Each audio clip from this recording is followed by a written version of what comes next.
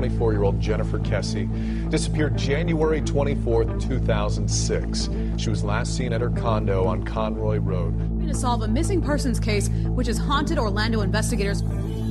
So we're still waiting for that one person to come through with the one bit of information that could bring Jennifer home.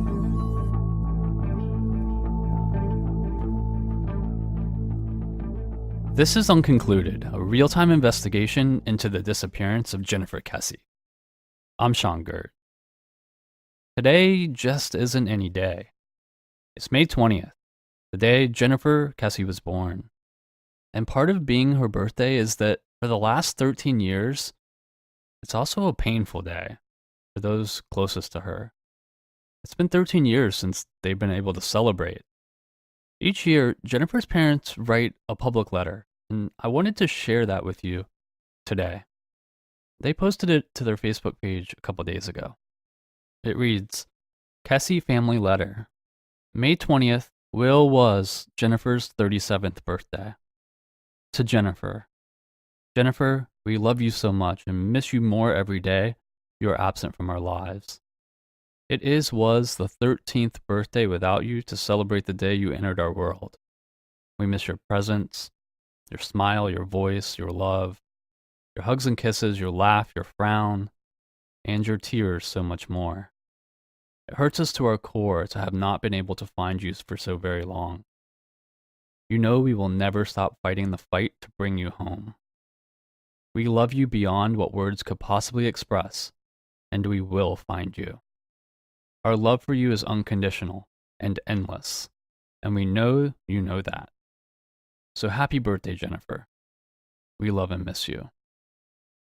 We thank those of you who continue to support Jennifer and us, her family, through the years, as well as those who have just found out about Jennifer's abduction 12 plus years ago, January 24th, 2006. We would not be able to push forward without all of you, and for that, we are humbled. The fight to find Jennifer has only gotten more difficult over the years, and to this day we are no closer to bringing her home than we were 3 days after she was taken, and her car was found. That fact is an incredible burden to live with. As many know who followed Jennifer's journey down the rabbit hole, the Orlando Police Department for the past year, through our legal requests for public information records on Jennifer's case, have chosen not to share any information with us or our legal and investigative team. So in addition to the fight to find our daughter, sister, relative, and friend, we have the challenge of fighting the system to get it from them. That is a very difficult and expensive challenge, but a fight we are willing to have. If the police chief says it may set precedents to release files, then that is what we will do. We will need your help, so check back to the site and all Jennifer's social media sites soon, so you know how to do so. Jennifer is findable. The answers lay right before our eyes, yet we are blind to them. They will become clear to us given the opportunity. We thank all of those who never stopped caring about Jennifer, as well as all of those who are missing, exploited, abducted, trafficked, and unidentified. They all need proactive advocates. Dad, Mom, Logan, and Katie Kesse. I wanted to read that because I just don't think there's any words that I could have said that would have put it better. That it's now important, just as it was 13 years ago, to keep going. And as you'll hear later, it's a conversation that Scott and I have been having a lot of lately. We can all only try to imagine that those words from that letter, they aren't easy to write.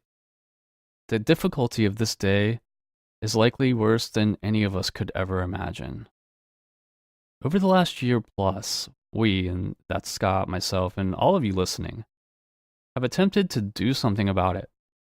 It's been a frustrating journey, looking back at the very real terror that the Kesse family has endured, and thinking about questions, attempting to answer questions.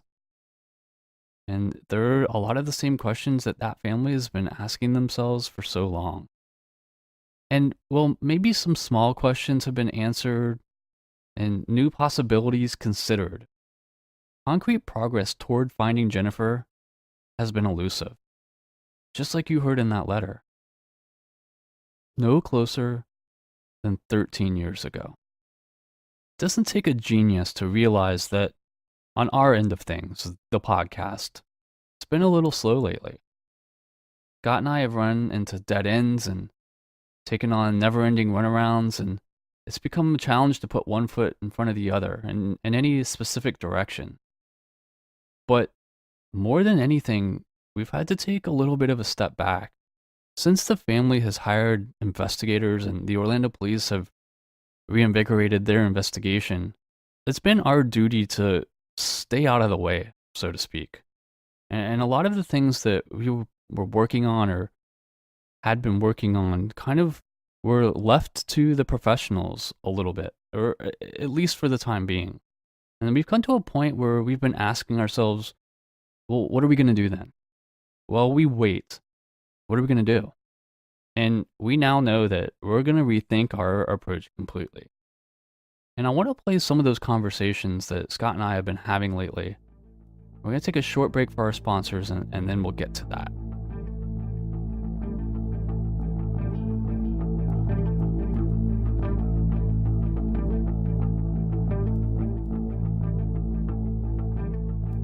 Hey everybody, I really wanted to tell you about a cool new show called This Sounds Serious, a new Castbox creation. It tells a fictional murder story that involves twins, cults, and a Florida weatherman. If you're a fan of true crime and comedy, then you'll love this show. This Sounds Serious is out now.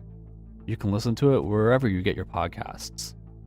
It's a fake true crime podcast, and it delivers big on both laughs and story. The first 2 episodes came out on May 1st. This Sounds Serious is a Castbox original, and it's produced by Vancouver-based creative studio Kelly & Kelly, and written by the people behind Maximum Fun Stop, Podcasting Yourself, CBC's This Is That. It stars Peter Oldring, who you might know from Dexter Gruff is Smarter Than You, and Carly Pope, who you might know from Arrow and Suits. The series moves beyond parody by telling a compelling, serialized story. Each episode is about 25 minutes long, perfect for a commute or a road trip. You can also check out the website at www.thissoundsserious.com. We'll run a trailer at the end of the show so you can check it out.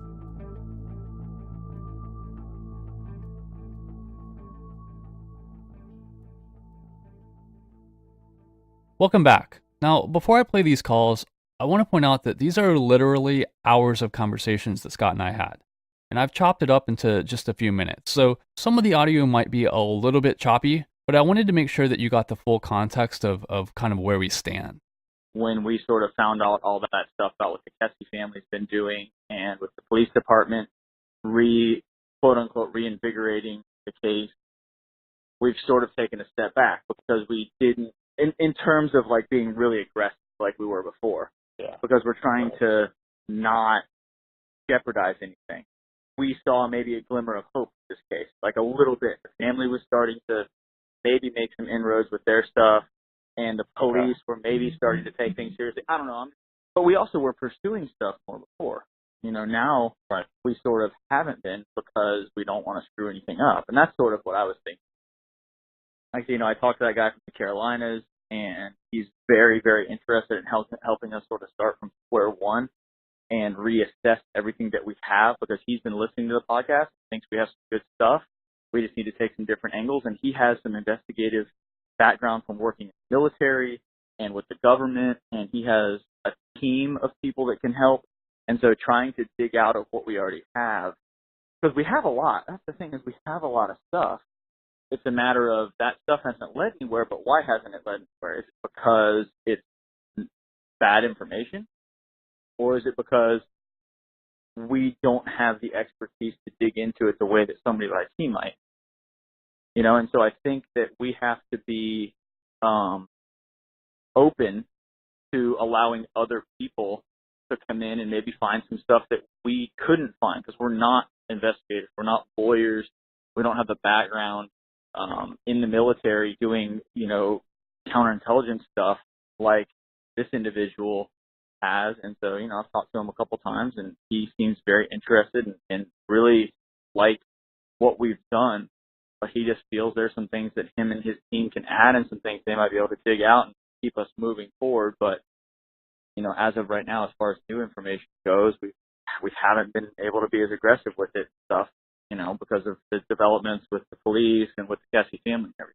So, has talked to me and talked to us about I guess mainly me, a couple times about is, he has a team of former law enforcement, former military investigators who basically, for no charge, are willing to, and they're relatively new. They're not somebody that's been around for a while. He's retired now from the military, and he's looking for stuff to do because he wants to help.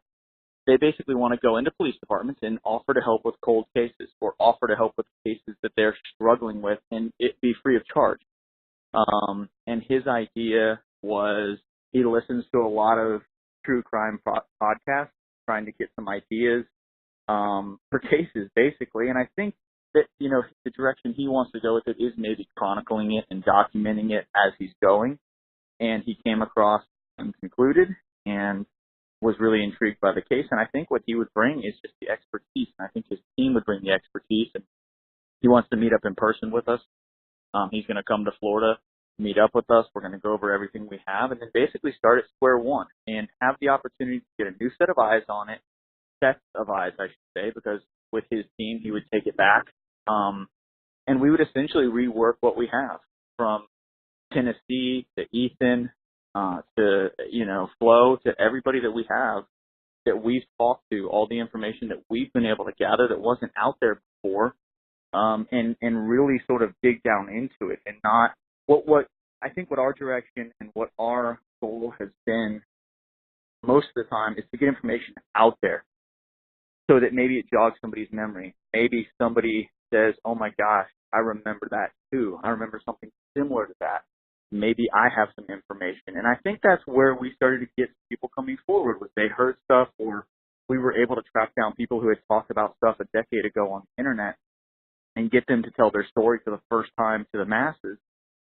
But I think what this company would want to do is take a little bit of a different approach and not just, but have it be more of, okay, what can this actually tell us? Where can this actually take us in terms of really investigating, and not like the police would investigate and not like, you know, the Kesse family private detectives would investigate, but similar, and try to keep moving forward with it and take the information that we already have, and maybe it will lead us to some new information. But he seems to think there's some stuff there. He seems to think there's some things there that maybe we need to root around a little bit. We need to talk to people again. He has some techniques that he was explaining to me, you know, that he's perfected for decades. Types of questions you ask, the way that you ask them, and those kinds of things. So I think that's where his mindset is right now, is more of a, okay, you guys did a tremendously good job, and your listeners, you know, when I say we, I mean everybody, of digging this information up, finding it, getting it out there to the public. So why not? What does it hurt to go back over the stuff we have? That we have people saying they saw her. We have people saying that they believe they know information about it. Okay, well, we've gotten it out there, and so far, as of yet, not much has come of it. He wants to go take a little bit of a deeper dive into it, use his expertise, team's expertise, to try to make something of it and see what there is. I mean, maybe there's nothing, and maybe what we did was everything. But in my opinion, you know, this whole thing has not been about us making episodes just to make episodes or putting stuff out there just to put it out there to keep things going. It's been about trying to find Jennifer. And so what's the best way at this point? We've sort of hit a little bit of a wall, whether that's because we're not trying to interject ourselves into what the police are doing because they've sort of reinvigorated, hopefully, their investigation by putting a detective on it full time. But, you know, our goal has always been to help find Jennifer and bring her home to her family, period. That's it. I think taking some time, speaking with this gentleman and with his team, and really taking our time. Like I said, we have a lot of stuff. We have weeks and weeks and weeks worth of stuff that we have now in our possession. Now we have the ability to turn this over and to work together with people who have been doing this for decades. This is what they do. This is what they have done their entire lives. They don't know anything else. And so I think that's the direction we have to go. I think just saying, okay, let's put an episode out this week, and this week, because everybody wants to hear it. That'd be nice if we had stuff, but, you know, the bottom line is that's not what the goal of this was from the beginning. And so I think we have to stick to what we know, or what we feel at least, is going to give us the best results at bringing Jennifer home to her family. Because right now, I mean, that's all that really matters.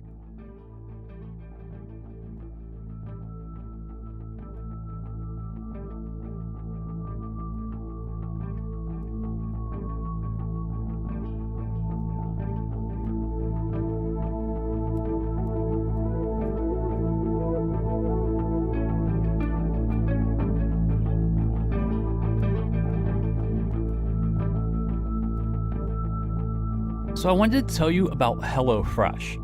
I've been trying HelloFresh recently, and I have no idea why I waited so long. HelloFresh is a meal delivery kit service that shops, plans, and delivers step-by-step recipes and pre-measured ingredients so you can just cook, eat, and enjoy. There is something for everyone with HelloFresh's selection. You can choose from a classic, veggie, or family plan, and each week there is a 20-minute meal in the classic menu for when you really don't have any more time than that. You will rediscover the excitement of cooking with HelloFresh. Enjoy not having to plan dinner, spend money on takeout for an easy night, or worry about gathering ingredients week after week. HelloFresh believes that cooking should be simple and convenient, not a chore. You won't spend all night in the kitchen because recipes only take around 30 minutes. There are so many benefits to subscribing, so you can keep enjoying HelloFresh week after week. So get out of that recipe rut and start cooking outside of your comfort zone by discovering new, delicious recipes in each week's box. Just last week, I tried the toasty pesto gnocchi with green beans, sun-dried tomatoes, and Parmesan. It was super easy to make and was the best thing I ate all week. For $30 off your first week of HelloFresh, visit HelloFresh.com/unconcluded30 and enter the code Unconcluded30. Again, for $30 off your first week of HelloFresh, visit HelloFresh.com/unconcluded30 and enter the code Unconcluded30.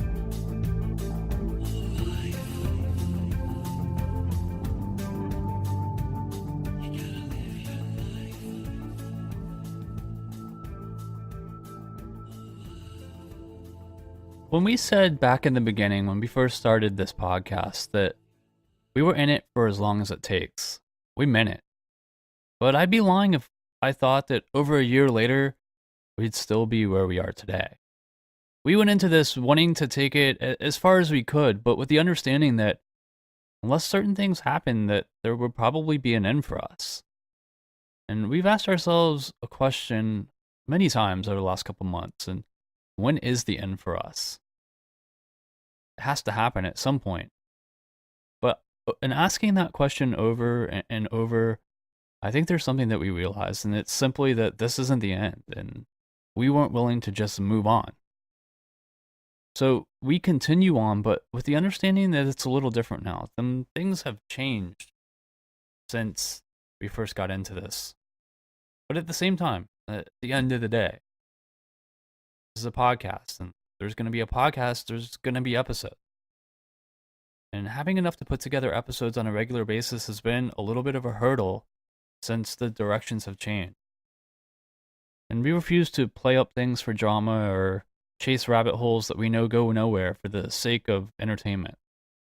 And so we're left waiting out the different things that we have in play and waiting out the more important parties involved in Jennifer's disappearance. And with all that said, as we move into the summer months, Scott and I find ourselves with more time to put into this than we've had recently, and we started having conversations about what we're going to do. And most of it is centered around what you've already heard Scott talking about. Teaming up with a group of professionals, going back to day one, back to square one, starting again. but we've also discussed other possibilities. Since we've sort of started this thing, within, a few weeks of it starting to, generate some interest, we have had family members of people who are missing have been contacting us. And it's been one of those things where, we want to help everybody if we can. It wasn't possible at the time just because we were fully dedicated to working on Jennifer's case and trying to bring Jennifer home and really putting all of our time into it. And let's be honest, it was just the two of us, really. Beyond, again, once we started to pick up steam, then we had everybody out there on Facebook and stuff helping us as well. But as far as the creations of the podcast and all that kind of stuff, it's basically just the two of us. Recently, we've been able to pick up a little bit of help. We've had some people that are willing to help us in the background, do some things for us that can maybe help us, alleviate some of that. And I think it's going to create some more time for us to where maybe now is the time. Maybe it's the time now to look at another case and see what we can do.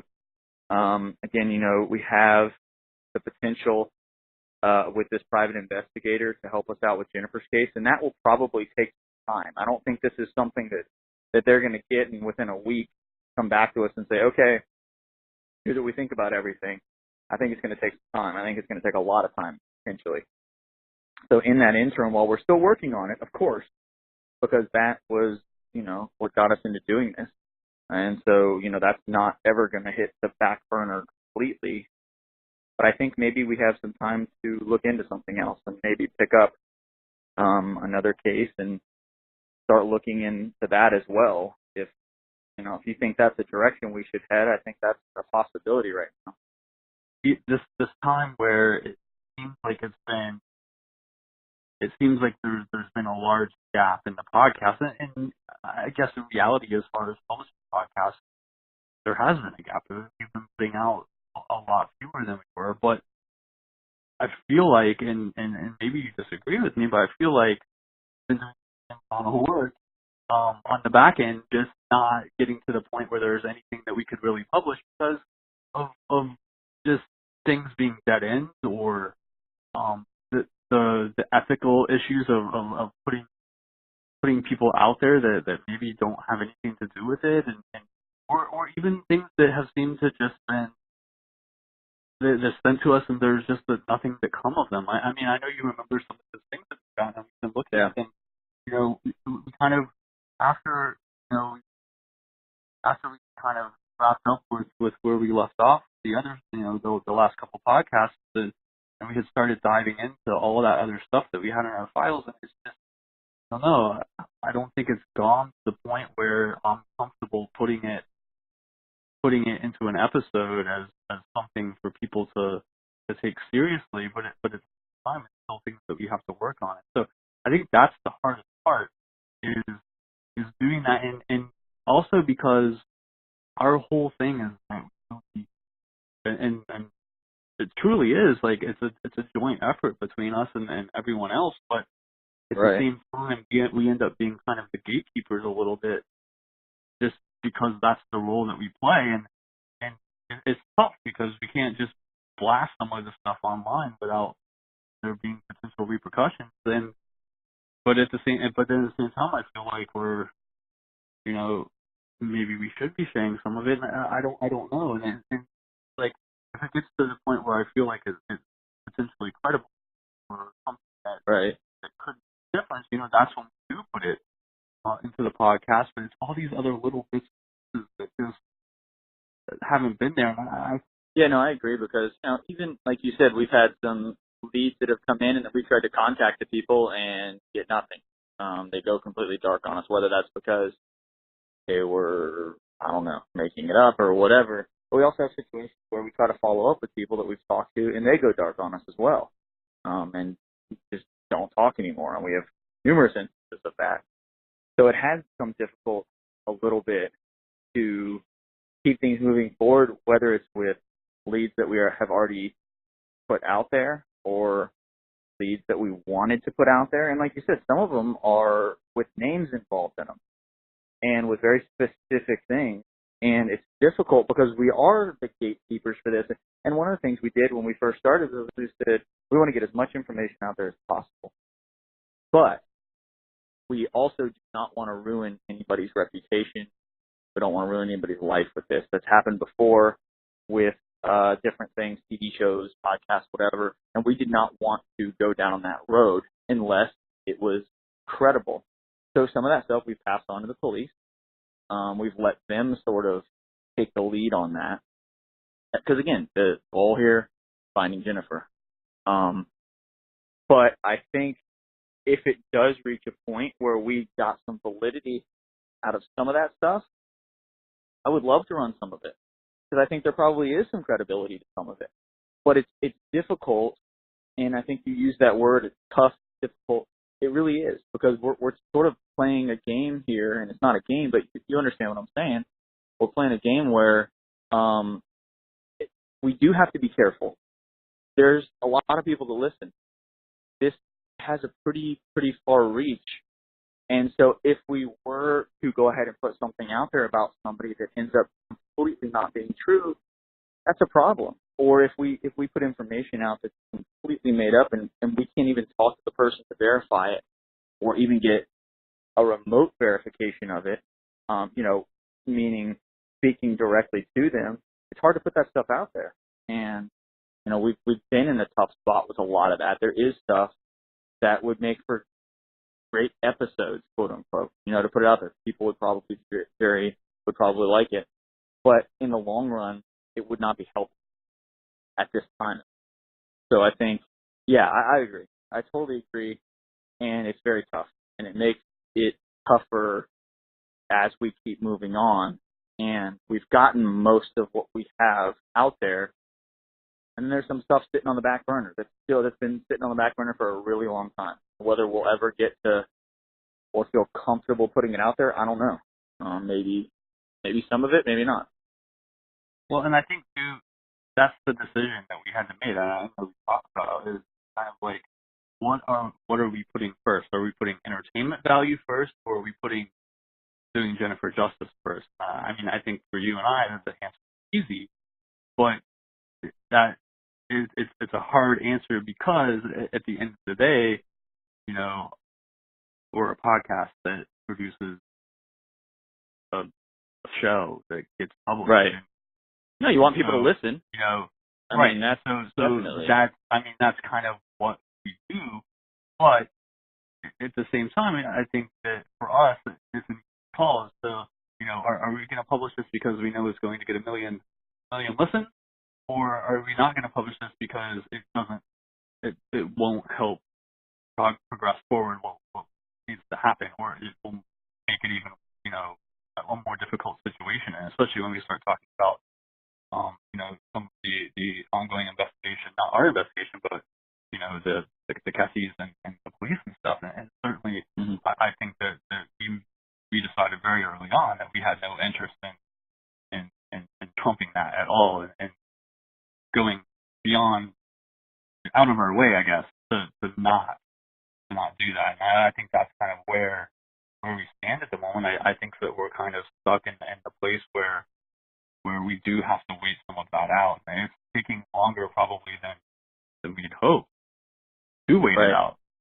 some of it. And I think that's why maybe now is the time to put some of those resources that we have that have come and that we didn't have in the beginning that we have now. Those people that are willing to put in their own time and effort that that we know and that we trust and that kind of stuff. And maybe letting them put their resources toward something else, and not just sitting there waiting with us, because we're willing to wait as long as it takes. We've said that. But are we gonna why make everyone else wait at the expense of possibly be trying to do something for someone else as well? So I think maybe that's why maybe now's time to think about that. But for me, and I don't know if you agree. I probably agree with me, but for me, it's an addition to, not at the expense of, right? Like the minute it starts to interfere, or I feel like it's taken away from our initial goal, which is what we've been working on for over a year now, then maybe that's not the path that we need to take. But I think we've done enough thinking about it and planning it and talking to the other people that are going to be involved now that I don't think it's going to interfere. I think it's going to be, and maybe it even helps. Like, it brings in a different audience that it spreads the audience even wider. You know what I mean? That's a good point. And it can be kind of a symbiotic relationship between the two. And exactly how we make it work, I'm not sure. I mean, I know we have the platform, kind of have to use that. But maybe it ends up being something that's kind of very different from what we're doing with Jennifer, or something that just to use the platform for with other people and stuff like that. So, I don't know. I mean, we'll see how it goes. But I hate sitting here. Like, I feel like the last couple months we kind of just been like sitting on our hands a little bit with some of the stuff. Yeah. Just waiting, and either of us are just waiting kind of so the game. Well, I think we're impatient. I think we're impatient too, and that's part of what has been difficult about the last probably few months. Is that we are impatient, and when we first got going, we had all sorts of information coming in. And not that we haven't had stuff coming in now, but it's just been different. And it has not been as clear, and it hasn't been stuff that we can turn around in a week. And so, yeah, I feel impatient too. So I feel the pain of the listeners. I want answers. I want to put stuff out there. I want any sort of information that can be beneficial to hit millions of people out there listening. But we have to balance that with the responsibility that we have to do that in the right way. So it's tough. There's no question about it. I mean, I'd love to just start putting everything out there. But I know that's not the right thing to do. So we just have to sort of balance that out. Hope that some clarity starts to come to some of the things and we can get it out there.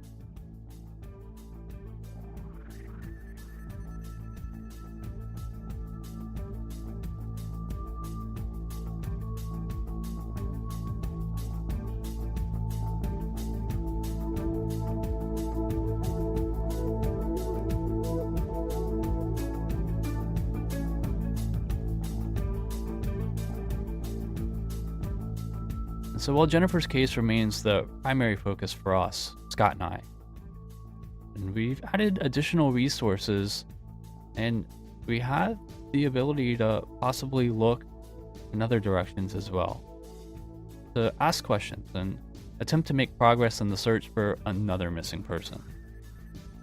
We've had so many requests from family and friends of other individuals, but as of yet, we don't know where this is going to lead. Our resources are based in Florida, and I think that would be most effective, but we're willing to consider anyone that feels like this venue or our platform, podcast, can make a difference for their loved one or friend or someone that they've read about. And at the same time, expanding the audience that's been introduced to Jennifer. Because if Scott and I make one thing clear, is we've already asked ourselves this many times, where do we stand with Jennifer Kesse? Well, we're here to say that today, a day that happens to be her birthday, we're more committed to her case than ever. She's where this podcast started. She's going to be where it ends. But we're open to looking other places, with all of your help, of course. And that's it for today.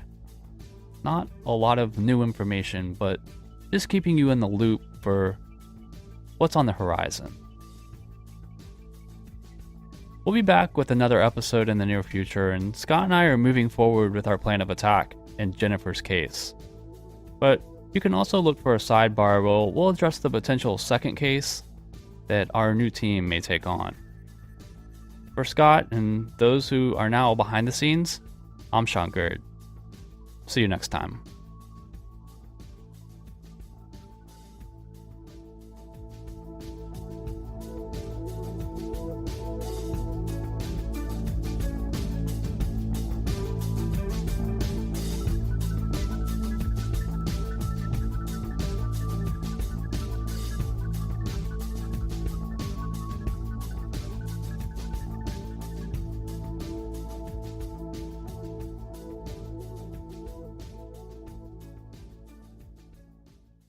I want you to meet Daniel Brunstad. Hello! Over here! He's a little strange. Some nights I wake up and I think it would be amazing to go on a flamingo hunt. He lives in a rundown mansion. Originally, this was meant to be a bathroom, but I've converted it into my bedroom. I just feel more comfortable sleeping in small spaces, and so I actually sleep in this tub. And he also may have killed his twin brother, Chuck.